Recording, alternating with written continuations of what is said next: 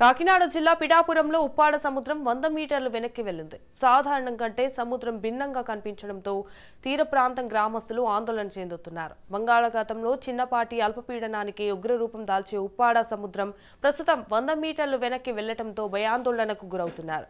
కొన్ని రోజులుగా ఎడతెరిపి లేకుండా కురుస్తున్న ఉప్పాడి భారీ అల కనిపించిందని, గత కొంతకాలంలో ఇంత సైలెంట్ గా సముద్రం ఎప్పుడూ కనిపించలేదని స్థానికులు తెలుపుతున్నారు.